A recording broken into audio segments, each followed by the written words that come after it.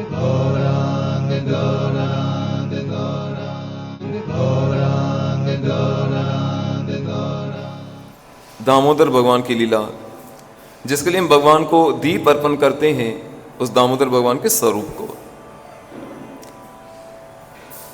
पहले इस बात को समझ लो, इस कार्तिक की महिमा और भी थोड़ा मैं आपको विस्तार में बताऊं। ये कार्तिक मास इतना अद्भुत है कि इसी कार्तिक मास में, इस लास्ट यस्टरडे बहुला अष्टमी थी, राधा कुंड का प्रकट हुआ। और इसी कार्तिक मास में आपने समझे सुना है कि ध्रुव महाराज ने 6 महीने तपस्या करके, कितने में, और आयु कितनी थी, 5 वर्ष ध्रुव की।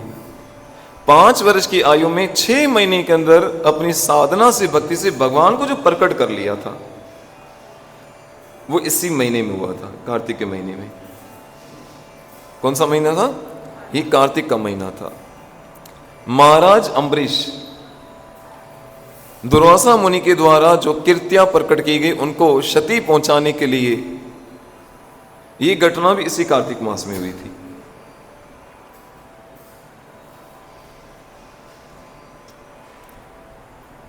और इसी कार्तिक मास में चैतन्य महाप्रभु कार्तिक पूर्णिमा में वृंदावन में आए थे, जिसके लिए हम ये डोले डोले गोरा चंद्र गाते हैं।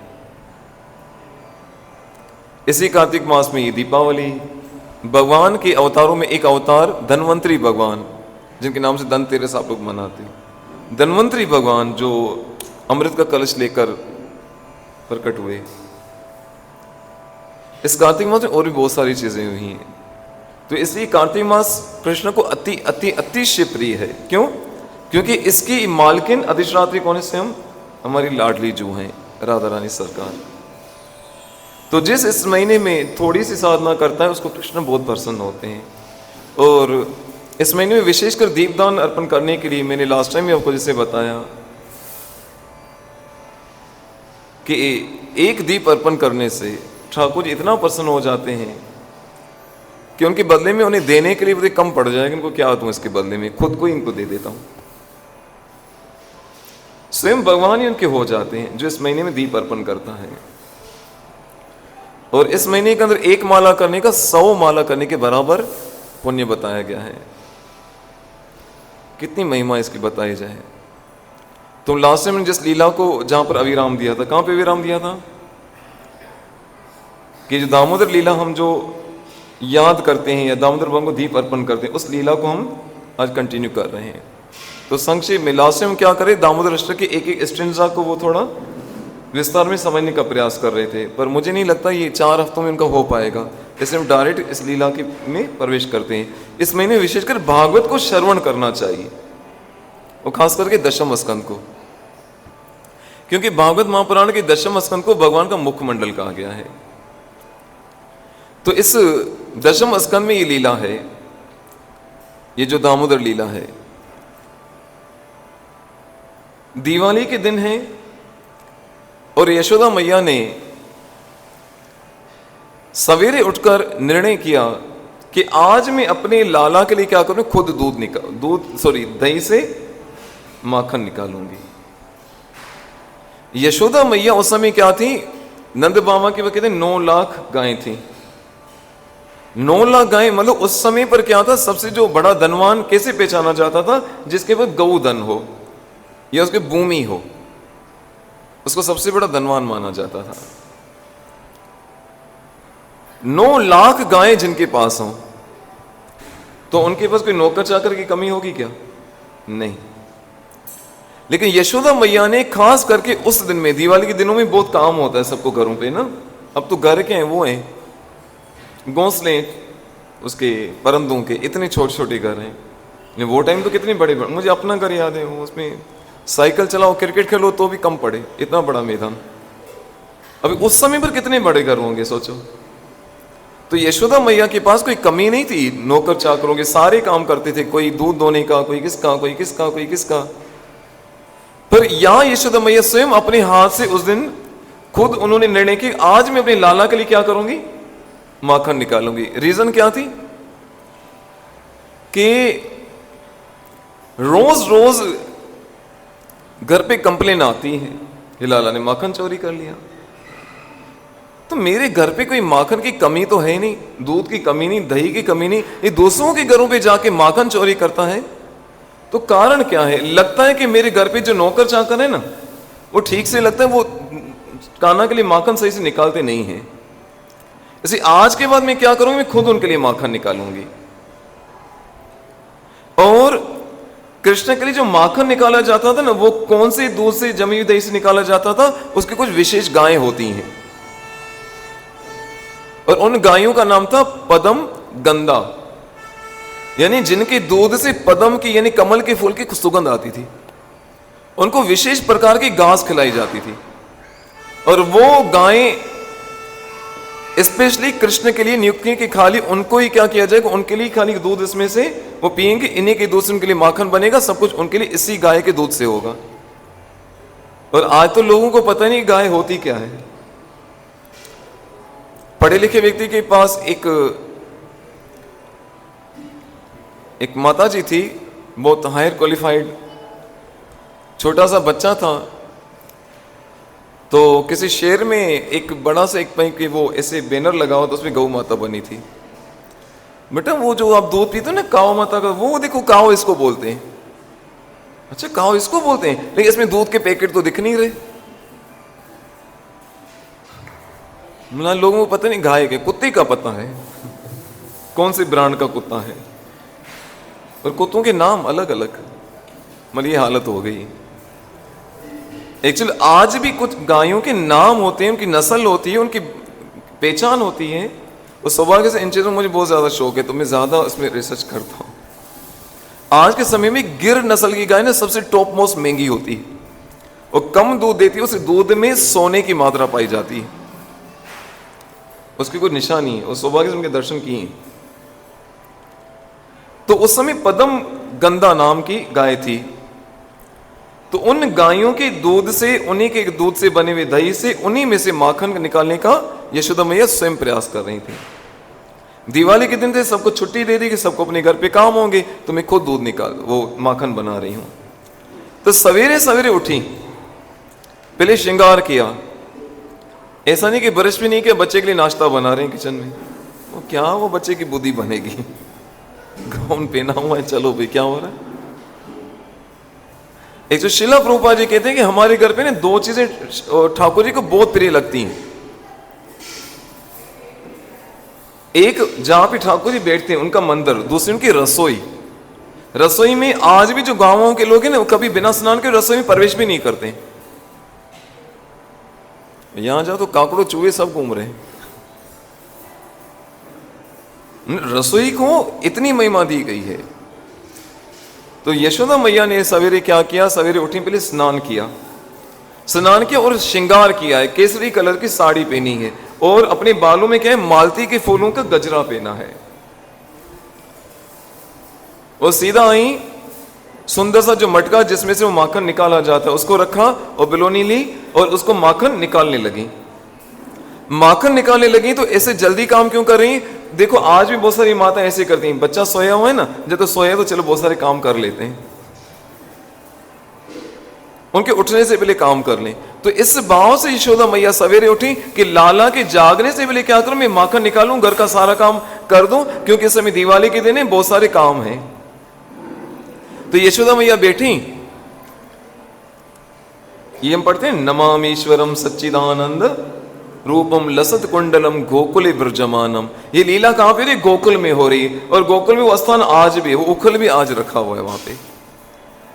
तो ऐसे वो जब माखन निकालने के लिए बैठी, अब मन में किसका चिंतन चल रहा है? बोलो, कृष्ण का। और हाथों से क्या कर रही हैं? काम कर रही हैं। इस दृश्य को देखे आपको भगवद गीता का कोई श्लोक याद आ रहा है? कोई गेस कर सकता है? यत् करोषि यत् अश्नासि यत् जोषि ददासि यत् तपस्यसि कौन्तेय तत्कुरुष मत अर्पणम। कृष्ण कहते हैं जो तुम करते हो, जो तुम खाते हो, जो तुम दान देते हो, जो तुम करते हो, मुझे अर्पित करते हुए करो। यानी मेरे लिए होना चाहिए। अब मन में भी उनके कृष्ण चल रहे हैं और हाथों से क्रिया करी वो भी उनके लिए। इससे आप बिजनेस करनी चाहते हो, रसोई में हो, कोई भी काम करो, मन में कौन होना चाहिए? कृष्ण। वो आपका कार्य भी आपकी भक्ति बन जाएगी। अब यशोदा मैया जब उस मक्खन वो निकालने के लिए वो बिलोनी को ली, अब तो वो हैंड मिक्सी आ गई ना, ऐसे लगा हो गया। सोचो ये कितनी अच्छी एक्सरसाइज है, ऐसे ऐसे करो। एक इलाज की बहुत सारी पद्धतियां होती हैं ना, ये ऑर्थोपेडिक डॉक्टर अक्सर करते हैं। कभी कभी हाथों में दर्द में इसको बोलते हैं, ये लोग खाली मटका देते हैं, उसे खाली दाने डाल के देते हैं, बोले इसको चलाओ, क्या बोलते हैं, फिजियोथेरापी में। हाँ, ऐसे करवाया जाए फिजियोथेरापी में। तो एक महात्मा चले गए, बोले अम्मा ये क्या कर रही है? वो तब पुट्टे डॉक्टर चाहिए वो कहीं थके हलाई तो सूर खत्म थी, तो नहीं आपके हाथों का तो निकल जाएगा, ऐसे ऐसे करो। बोलो वाह अम्मा वाह। बचपन में घर पे अगर तुमने ऐसे माखन निकाला होता ना, डॉक्टर को पैसे देके खाली दाने नहीं चुगने पड़ते, घर पे चुगती कम से कम चलाती तो माखन तो निकलता। अब निकल क्या रहा है इसमें से? अब शुरू हो गए। अभी तो चपातियां बेलने की जरूरत नहीं, मशीन आ गई टक। मुझे लगता है आने वाले समय में ऐसा दौर आएगा ना, रोबोट आएगा, खाना भी को मुंह में ठोसेगा, तो लो खाना में क्या तो मोबाइल खेल। ये दौर आ गया है। इतनी बड़ी ब्रज की रानी है और वो स्वयं अपने हाथों से क्या करें, काम करें। और आज भी देखो जिस घर में जो स्वयं माताएं अपना काम करती ना, डॉक्टर उसके आस पर भूखे मरते हैं। तो यशोदा मैया क्या करें, उसे माखन निकाल रही हैं। अब वहां पे वर्णन करें सत्यव्रत मुनि का स्वरूप कैसा है कि हाथ में चूड़ियां पहनी हैं, मालती के फूल लगे हैं, और वो लकड़ी का डंडा जो उस मटके के साथ टकराता है ना, तो बहुत सुंदर आवाज आती है उसमें, डुम डुम, इसलिए मटके में जो टकराती है। और साथ में चूड़ियां खनक रही, खन खन, जैसे करताल की आ रहा है आवाज। तो ऐसे लग रहा है कि कीर्तन भर रहा है। अब मटका होता है उसमें जो डंडी लगती है, तो ऐसे लगे मर्दंग बजा रहे, डुम चिक डुम चिक डुम चिक, और हाथों में कंगन खोज, ऐसे कोई करताल बजा रहा है। हाँ,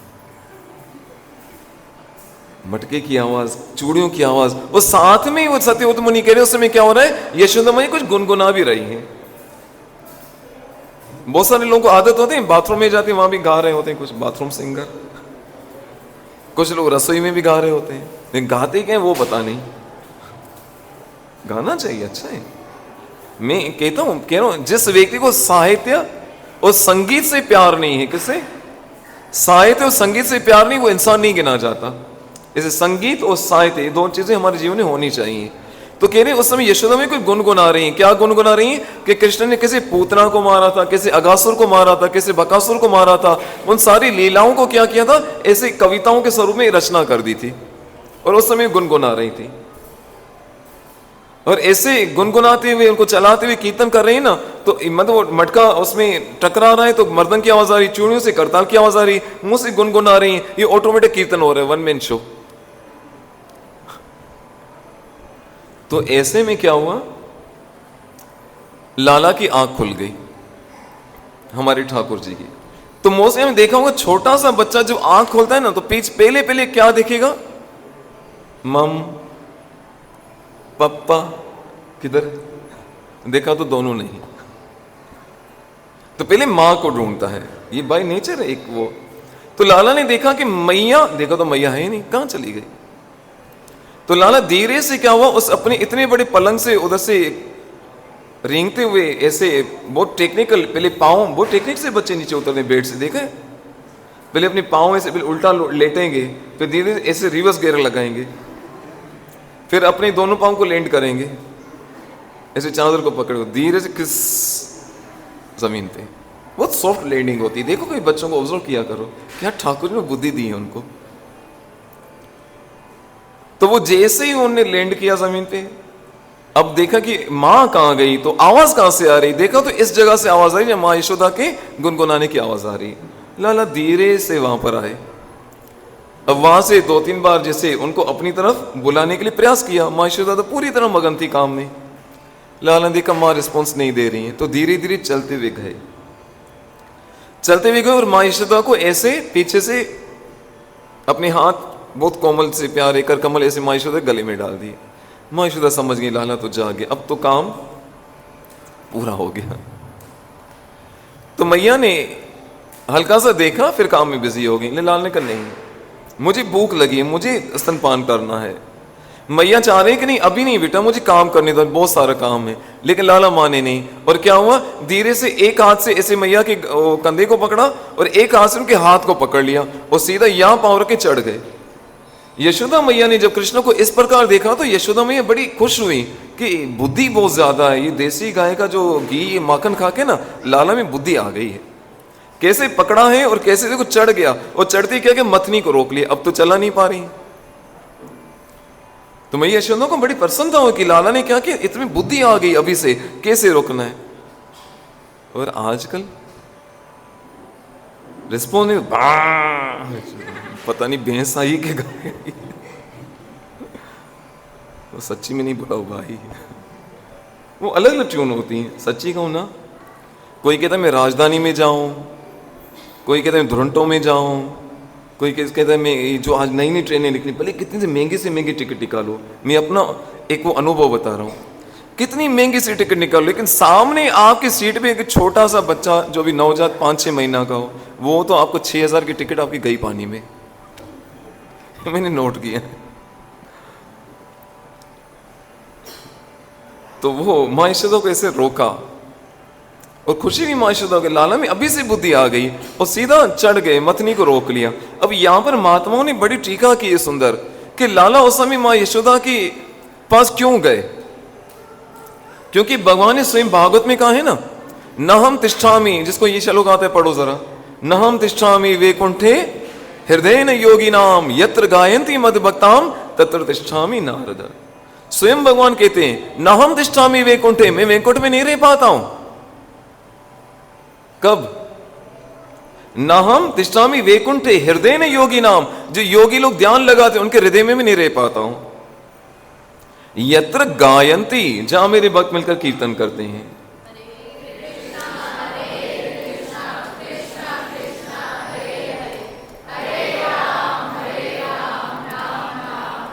यत्र गायंती मद भक्ताम तत्र तिष्ठामि नारद, कि जिस समय मेरे भक्त मेरे नाम का कीर्तन कर दें, उस समय ऐसे प्यारे छोटे छोटे बच्चे नियाणियां कीर्तन करें निरअपराध भाव से, तो उस समय कृष्ण बीच में होते हैं। ये कृष्ण का वचन है। इसे जब कीर्तन करो ना तो लोगों को कभी मत देखो, ताल को मत देखो, सीधा ठाकुर जी को देखो, प्रभु हम आपको सुना रहे हैं, आपने वचन दिया कि जहां कीर्तन होगा मैं आके बैठ जाऊंगा। तो ये भगवान का वचन है। और अपना मान टले, वो ने रघुकुल रीत चली आई, अपना मान टले पर क्या रघुकुल रीत चली आई, प्राण जाए पर वचन ना जाए। ये ठाकुर जी का वचन है कि यत्र गायंती मद भक्ताम तत्र तिष्ठामि नारद, जब मेरे भक्त मिलकर मेरे नाम का कीर्तन करेंगे, मैं अपने गौलों को छोड़ देता हूं, योगियों के हृदय को छोड़ देता हूं, उस जगह बैठ में वहां के बैठ जाता हूं। हर महीने कोई नया सॉन्ग आता है, अरे ये पुराना हो गया, पुराना नया सुनना है, पुराना हो गया नया सुनना है। लेकिन ये कीर्तन देखो हजारों साल से चला आ रहा है। आज अगर हमारे बच्चे भी कीर्तन करते हैं ना तो लगता नहीं और चलना चाहिए। तो क्या है वो, उस कीर्तन के समय जो रस आता है, जो आनंद आता है, वो कौन? वो साक्षात कृष्ण होते हैं। जब इतने सारे स्वरूप धारण कर सकते हैं तो कि आनंद का स्वरूप धारण नहीं कर सकते? उस समय कीर्तन करते हो ना, ये उस समय, और ये ठाकुर जी ने चैतन्य शिक्षाष्टक में कहा है, नाम नाम अकारी बहुधा निज सर्वशक्ति स, यानी अपने नाम की भगवान के सारी शक्तियां मैंने किसमें भर दी? नाम के अंदर भर दी। इसी हर समस्या का समाधान इस महामंत्र में है। मैं इस समय वृंदावन में था 3 दिन, अभी आज ही ठाकुर जी कृपा से पहुंचे। तो वहां पर एक क्लिनिक में गए, एक बहुत बड़े प्रभु जी हैं, उनकी क्लिनिक है। संत कुमार क्या लिखा था उस क्लिनिक में? एक मंत्र लिखा था। हाँ, उस डॉक्टर के क्लिनिक में बाकायदे कोड करके लिखा, रेफरेंस लिखा था शास्त्र का, कि रोज जो हरिनाम संकीर्तन करता है, क्या सोचो, अभी संसारी बेनिफिट भी आपको बता रहा हूं, कि रोज जो निरपराध होकर हरिनाम संकीर्तन करता है ना, बड़े बड़े असाध्य रोग, कौन से, जिन रोगों की वो इलाज भी नहीं हो सकता, ऐसे रोग भी हरिनाम संकीर्तन से समाप्त हो जाते हैं। सोचो, ये हरिनाम कीर्तन कोई साधारण है? कोई ये देखो एक नई कीर्तनियाज आ गई हमारे बीच में। हरिनाम संकीर्तन कोई साधारण है कि ये तो अभी मैं क्लिनिक में उस कोड को पढ़ के आऊं, मेरे शास्त्र का नाम तो भूल गया मैं, कोड लिखा हुआ है वहां पे कि रोज जो निरपराध होकर हरिनाम संकीर्तन करता है, असाध्य रोग जिनका कोई इलाज नहीं हो सकता, वो भी हरिनाम संकीर्तन से क्या होता है, वो उनके रोग दूर हो जाते हैं। इसी वजह मैंने एक नियम बनाया था अपनी, जब ये पहले हमारी बिल्डिंग थी जहाँ पे, कि हमारे घर में रोज 5 मिनट कीर्तन होता था, 5 के फिर 50 मिनट भी हो जाते थे। फिर यही मैंने शायद हर सत्संग में सबको कहा कि प्लीज कुछ नहीं कर सकते हो, रोज अपने घर पे बैठ के ताली बजा के, करताल लेके, मृदंग लेके, हाँ कुछ नहीं तो थाली बजा के करो, लेकिन बेलन लेके शुरू हो जाओ, 5 मिनट घर पे कीर्तन करो। इसके इतनी पॉजिटिव वाइब्रेशन है, क्योंकि नाम अकारी बहुधा निज सर्वशक्ति से तत्पर, कि सारे अपने नाम की शक्तियां भगवान के नाम में भर दी है।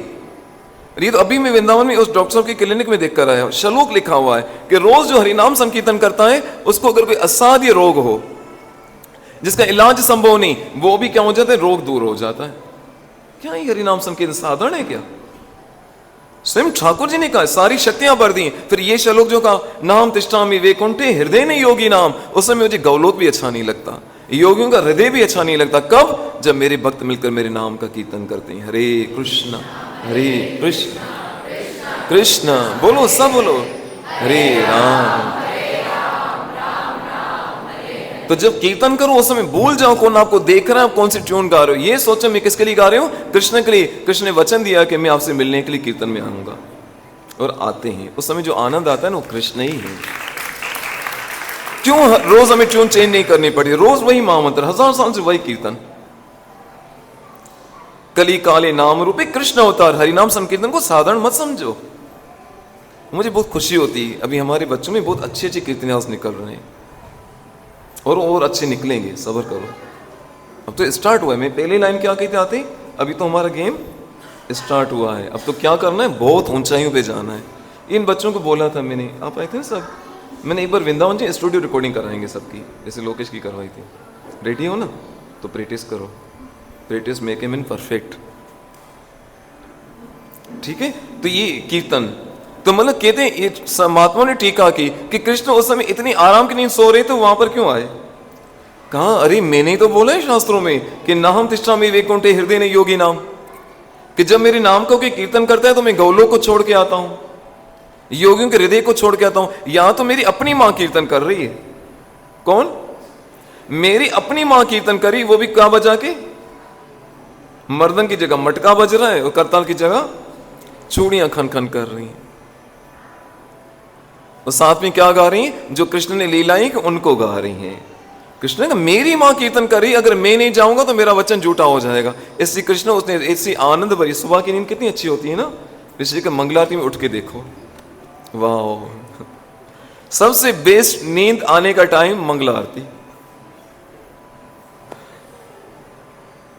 और सही कहूं, बहुत बड़े आचार्य से मैंने सुना है, जिसने मंगल मुहूर्त में, ब्रह्म मुहूर्त में बिस्तर को छोड़ने की ताकत है, जीवन में कभी वो दुखी नहीं होगा, भले कितनी बड़ी से बड़ी चीज उसे छिन जाए।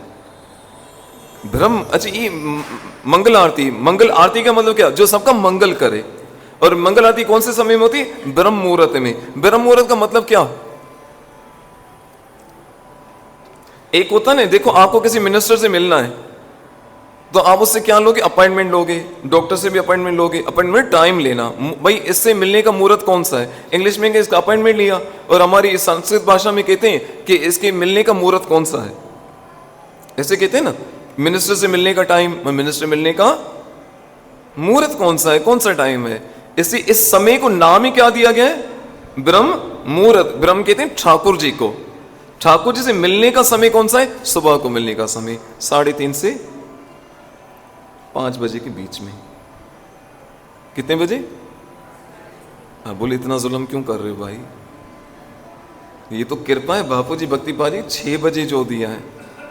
लेकिन वृंदावन में जाओ ना, वो 3 बजे वो रोड पे ऐसे लगेगा, अरे बाप रे, ये तो तिलक लगे, कंटिन्यू दौड़ रहे हैं सब। अभी रिजल्ट देख के आया, अरे विश्वास करो, मैं अभी कल की बात बताऊं, सवेरे में 2 व्हीलर पे जा रहा था, कोई लगभग 3:45 बजे थे, आई थिंक 3:45-4, वो टाइम पे मैं निकला, ये थोड़ा दूर है केशोधाम गली, जो मंदाकिनी बिजधाम, वहाँ से निकला तो मैं सिंगल जा रहा था। एक माता जी, आई थिंक मैं 65 से भी ज़्यादा एज की लग रही थी, अकेले वहाँ तेज जा रही हूँ, पाँव में चप्पल भी नहीं।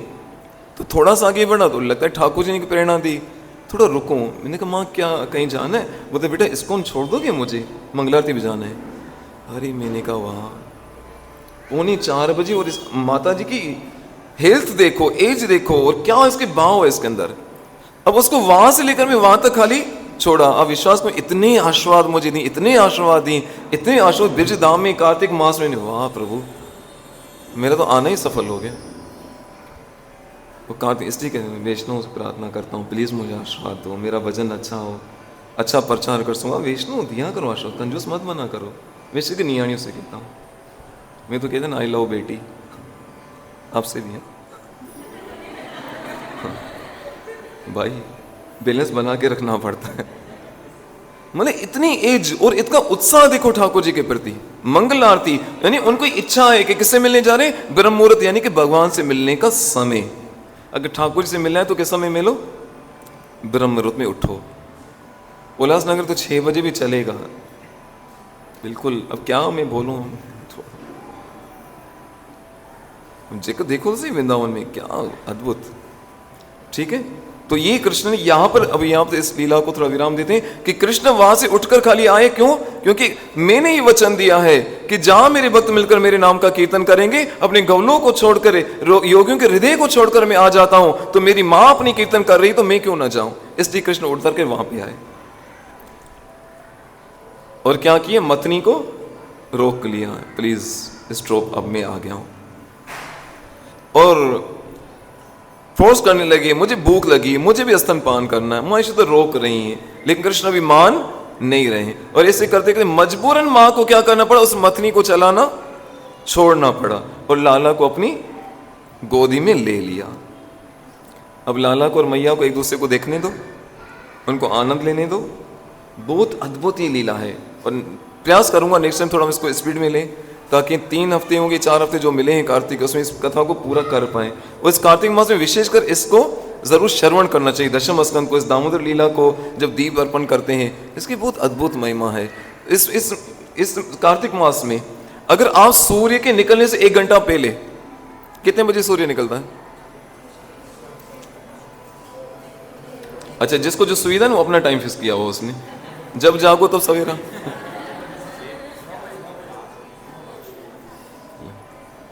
लोगों ने नकली सूर्य निकाल। मैं एक बार मैं कहीं प्रचार करने गया तो बहुत थका हुआ था, सो गया, और जब सवेरे आंख खुली तो देखा मैंने, मैं तो रूम में से हुआ था, ये चांद तारे सब कहां दिख रहे हैं। थोड़ा आंखें मली, मैंने किसी उठा के, चारपाई बाहर तो नहीं रहती मेरा बेड, बाद में देखा तो भाई नकली चांद तारे सब लगे, वो जगमग कर रहे हैं, है ना। वाह भाई, तुम लोग जब सूर्य को प्रकट कर दो। ये कलयुग के हिरण्यकशिपु हैं, वो हिरण्यकशिपु था, उनका ऑर्डर के बिना कुछ नहीं होता। ये कलयुग के हिरण्यकशिपु हैं, जब मन करे तब गुड मॉर्निंग। ये गुड मॉर्निंग नहीं, बेड मॉर्निंग होती है। तो सूर्य के निकलने से 1 घंटा पहले उठने वाला, उस समय स्नान करने वाला, खाली उठ के नहीं पड़े रहो वहां पे। कई लोग उठेंगे फिर पड़े रहेंगे, थोड़ा व्हाट्सएप चेक करूं, थोड़ा इंस्टा चेक करूं, थोड़ा इधर लौटूं, थोड़ा उधर लौटूं। भाई तुरंत उठो। वो चैतन्य महाप्रभु का दिन, जीव जागो गौर चंद्र बोले। आगे वाली लाइन क्या है देखो, कोटि निद्रा, बहुत अद्भुत लाइन है, पर चट्टो सब। अच्छा, मोबाइल ही चाहिए इसमें भी। उसकी अगली लाइन ऐसी है कि जीव जागो गौरा चंद्र बोले। गौर चंद्र बोले कि क्या करो, जीव जागो। कहां तुम इस पिशाचनी, सुबह की नींद को पता है पिशाचनी कहा गया है। क्या कहा गया? डायन कहा गया है। मतलब जो सूर्य के समय सोया रहे वो डायन की गोद में सोया है। और डायन बोली आई लव यू, तेरा ब्रह्म मुहूर्त का समय, जो भगवान से मिलने का समय, वो मैंने खा लिया। अच्छा, मुझे क्षमा करना, कोई अगर देर से उठता हो तो मुझे बोलना पड़ रहा है। सूर्य 6 बजे के बाद जो उठता है ना, उसकी शक्ल देखना ऐसे लगे बिना प्रेस वाला कपड़ा। सच्ची करो, शक्लें देखो उनकी। और जो ब्रह्म मुहूर्त में उठता हूं कि शक्ल देखो उसकी, आजमा के देखना। अरे सही कह रहा हूं। इस समय में ये वृंदावन में 3 दिन बीते ना, मुझे कदर हुई कि ठाकुर जी ने हम पर जो कृपा की है ना, इतनी सुंदर वृंदावन चंद्र, और टाइम भी हमारे अकॉर्डिंग 6 बजे मंगल आरती। वाह, वहां जाओ तो 6 बजे सब पूरा। यानी मैं एक अनुभव, एक ऑब्जर्व किया, इतनी कृपा है हमारे पर, इतनी कृपा है ना। अब वो माता जी वहां से चले जाने, उनको टू व्हीलर नहीं थी, और इतने सारे रशियन लोग, इतने सारे यूएस के लोग, पता नहीं कहाँ। अच्छा एक और भी वक्त हुई मेरे साथ घटना इन्हीं 3 दिनों में। एक तो इस माता जी के, अच्छा मुझे नहीं थोड़ी दिमाग में वो होती, मैं कुछ भजन भक्ति तो मेरे से हो नहीं पाती, किसी वैष्णव की सेवा करूं तो आशीर्वाद मिल जाए। तो रात को 3 साढ़े 3 बजे मैं किसी कारण से इमरजेंसी जाना पड़ा, थोड़ा दूर युगल घाट की तरफ। रिटर्न में आ रहा था, एक प्रभु जी खड़े थे, ये मैंने लोकेश को भी सिखाया हुआ है, मैंने बोला धाम में जाओ तो कोई वैष्णव सेवा करो, ये तो धाम की सेवा करो, बहुत कृपा मिलेगी। और उन दोनों की लगभग प्रयास करते हैं। तो आ रहे थे तो एक प्रभु जी खड़े थे ये युगल घाट से थोड़ा आगे, तो उससे मैं जल्दी में, थोड़ी गाड़ी मेरी आगे निकल गई, मैं फिर पीछे आया। मैंने हरे कृष्ण प्रभु जी, कहीं कुछ मैं हेल्प कर सकता हूँ, लिफ्ट? वो था यार मुझे मंगलारती भी पहुँचना है। एक ऑटो वाले को बोला तो वो नाले अभी तक नहीं आया है। मैंने बैठो मैं उसी साइड जा रहा हूँ, जबकि मैं जा नहीं रहा था, उसके मैंने चलो वैष्णव सेवा मिली, चलने दो। अब सुनो हम पर कृपा कितनी बड़ी है। तो चलते चलते उसने पूछा कि प्रभु जी आपका शुभ नाम, मैंने बताया, फिर उन्होंने मेरा नाम पूछा। बोले कहाँ से? मैंने बॉम्बे से हूँ। उसने कहा मैं भी एक्चुअल बॉम्बे से हूँ, पूना से हूँ। मैंने पूना में तो उनको बताया 2-3 मैं जगहों को जानता हूँ, 2-3 व्यक्तियों को जानता हूँ। वो तो नहीं प्रभु एक्चुअल पूना से हूँ, लेकिन इस समय बेलारूस में मेरी जॉब है। कहाँ पे? बेलारूस। कहाँ पे? ये रशिया का पड़ोसी देश है भाई, इतनी तो नॉलेज रखा करो। कहा मैं वहां पे जॉब करता हूं, तो मैंने यहां पे बोले कार्तिक मनाने आया हूं। सोचो अपनी जॉब, अपना परिवार सब कुछ छोड़ के इस कार्तिक में भक्ति करने के लोग विदेशों से यहां आ रहे हैं, इतना सेक्रीफाइस, और हम लोग अपने घर से उठ के मंगलारती में नहीं जा पाए। धिक्कार नहीं हमारे मुंह पे? कितनी सुविधाएं दी, 2 व्हीलर पड़ी है घर पे, इतना सब कुछ सुविधाएं, इसके बाद भी उस माता जी को देखा जो 60+ नंगे पांव अकेली जा रही ठाकुर जी के दर्शन करने। ये तड़प होगी ना ठाकुर जी से मिलने की, तब जाके आपकी भक्ति सार्थक होगी, तब मनुष्य जीवन सफल होगा। ऐसे ही क्या नाम आवाज, माला करो एक तरफ मोबाइल, माला करो एक तरफ गोसिप, कुछ नहीं होने वाला।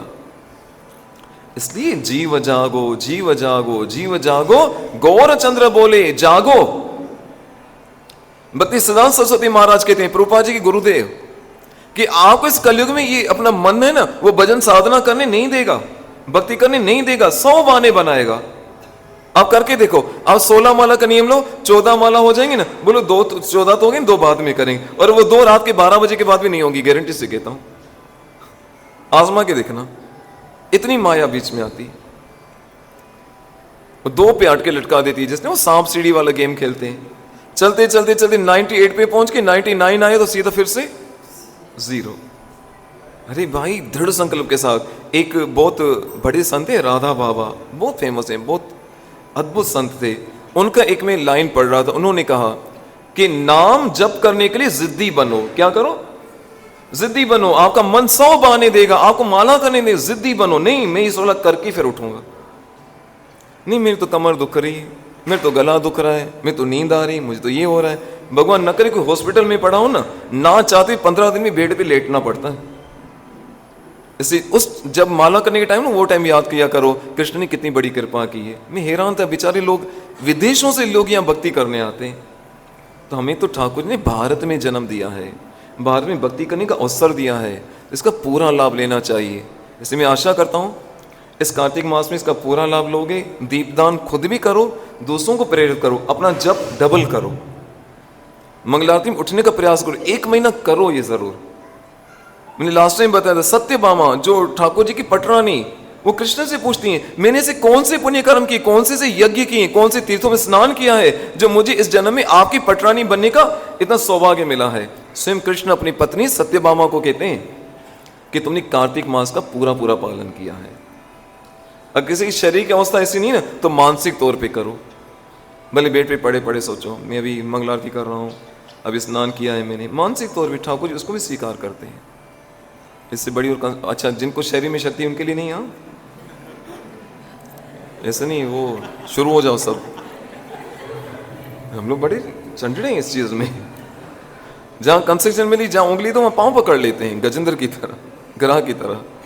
चलो इसे मंगल कामना के साथ इसे खुद भी माला करो, दूसरों को दीपदान, अपने आपके अड़ोस पड़ोस हैं ना उनको दो। आप दीपदान करते हैं, उनको दीप दो, उनको दामोदर भगवान की फोटो गिफ्ट करो, किसी बहाने से उनको दो, या अपने घर पे बुला के कराओ। मुझे अच्छे से लास्ट जो कार्तिक हुआ था कोविड के पहले, उस टाइम पे ठाकुर जी कृपा से, गुरु महाराज की कृपा से ऐसी प्रेरणा हुई थी मैंने कल में पता नहीं कितने लोगों को मैंने अपने यहाँ से तुलसियां और दामोदर भगवान के वो पिक्स और इसमें दामोदर अष्टक के पेपर दिए थे कि लो, और एक एक को जिम्मेदार दी, आपको एक दी अब 10 और को देना। वो पर्चियां बांटते थे ना, ये इसमें ऐसा हुआ, इसमें ऐसा हुआ, ये पर्ची आगे बढ़ाओ, नहीं बढ़ाओगे तो आपका इतना नुकसान होगा, 70 लोगों को बांटो। मैंने उसका राइट यूज यहाँ पे करो ना। एक दामोदर फोटो सामने वाले को खुश ले लेना जब हाथ में, बोले इसे 10 आपको और बांटने हैं। क्या किसी को दामोदर भगवान का 10 रुपये वाला फोटो गिफ्ट करो, उसको बोलो जब वो ले लेना इसको 10 और गिफ्ट करो ना, फिर आपको बहुत कृपा बरसेगी। वो सही में बरसेगी कार्तिक माह से। इसी मंगल कामना के साथ ठाकुर जी मुझ पर, आप सब पर अपनी कृपा बनाए रखें। हमारा मनुष्य जीवन ऐसे ही हरिनाम संकीर्तन में, ठाकुर जी की भक्ति में व्यतीत हो। क्योंकि याद रखना, जीवन जोबन राजमद अविचल रहा न कोई, जो पल बीते सत्संग में जीवन का फल सोई। जो हमारा समय सत्संग में कीर्तन बीतता है ना, वो हमारी अपनी कमाई है, बाकी तो सब लूट लेके जाएंगे, वही को हमारा कुछ नहीं है। इसी मंगल कामना के साथ ठाकुर जी की कृपा सभी बनी रहे। आज के सत्संग को विराम देते हैं। नेक्स्ट टाइम मुझे याद दिलाना, इस लीला को कंटिन्यू करें। अब हमने 2 सत्संग रखे हैं सैटरडे को। एक